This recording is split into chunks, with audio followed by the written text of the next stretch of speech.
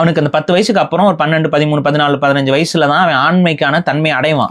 ஆனா அதற்கு முன்பாகவே ஆண்மைக்கான தன்மை வரக்கூடிய எந்த ஒரு இதுவும் இல்லாம அவன் அந்த பியூபர்ட்டி பிளாக்கர்ஸை சாப்பிட ஆரம்பிச்சிருவான். இது அப்படியே நடந்துட்டு வரும்பொழுது அடுத்து இன்னொரு பிரச்சனை இருக்கு, செக்ஸுவல் அஃபர்மேஷன் சர்ஜரி. புரியுது. உலக அளவில் இருக்கக்கூடிய பல எல்ஜிபிடிக்கு அமைப்புகளுடைய தலையாய கோரிக்கை என்ன தெரியுமா?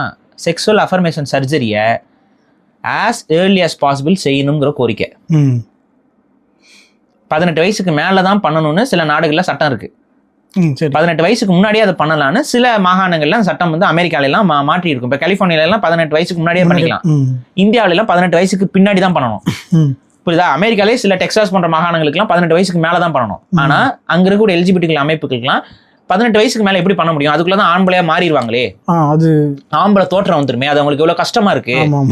அப்ப இந்த பியூபர்ட்டி பிளாக்கர்ஸை போட்டு அந்த தோற்றம் வராம தடுக்கிறது. என்னதான் பிளாக்கர்ஸை போட்டு அந்த மருந்தை சாப்பிட்டுட்டே இருந்தாலும் இயற்கைங்கிறது என்ன, முடிஞ்ச வரைக்கும் அது வந்து ஹார்மோன்ஸை செக்ரேட் ஆக தானே செய்யும். அந்த ஹார்மோன் செக்ரேட் ஆகாம இருக்கிறது நீங்க மருந்து சாப்பிட்டுட்டே இருப்பீங்க. இதுவே ஹெல்த்துக்கு சைடு எஃபெக்ட்ஸ் மேஜர் கன்சர்ன் இருக்கு இதுல. அதையும் மீறி அவங்க அந்த குழந்தைங்க வந்து அதை சாப்பிட ஆரம்பிப்பாங்க, நம்ம இந்த உருவத்துல இருக்கணும் அப்படிங்கறக்காக. ஏன்னா பொண்ணா மாறணும், பையனா இருக்கணும், பொண்ணா மாறணும்னா பையன் மாதிரி ஆயிடக்கூடாது, தாடி மீசெல்லாம் வளர்ந்துடக்கூடாது. அப்ப அவங்க அந்த மருந்துகளை சாப்பிட ஆரம்பிப்பாங்க. இப்ப இந்த மருந்துகள் ஓரளவுக்கு சாப்பிட்டு இருக்கவங்களுக்கு ஒரு குறிப்பிட்ட வயசு வந்துச்சுன்னா, சில இடங்கள்ல 16 வயசுக்கு மேல, சில வயசுங்கள்ல வந்து அது கூட கணக்கில் இல்லை. இப்ப வந்து அவங்க செக்ஸுவல் அஃபர்மேஷன் சர்ஜரிங்கிறது என்னன்னா, ஆணாக இருந்தார்கள் என்றால் அவருடைய விதைப்பை என்பது நீக்கப்படும். அவர்களுடைய யூரினரி இது எல்லாத்தையும் மாற்றி அவங்கள பெண் வடிவத்துக்கு மாற்றி கொடுப்பாங்க. இது ஒண்ணு. இது நடக்கிறது உங்களுக்கே தெரியும். அதே போல பெண்ணாக இருக்கிறாங்க அப்படின்னா அவங்களுடைய மார்பகங்கள் வந்து அகற்றப்படும். புரியுதா? அவங்க டெஸ்டாஸ்டரோன் இதெல்லாம் அவங்க வந்து ஊசியாக தான் எடுத்துக்க முடியும்.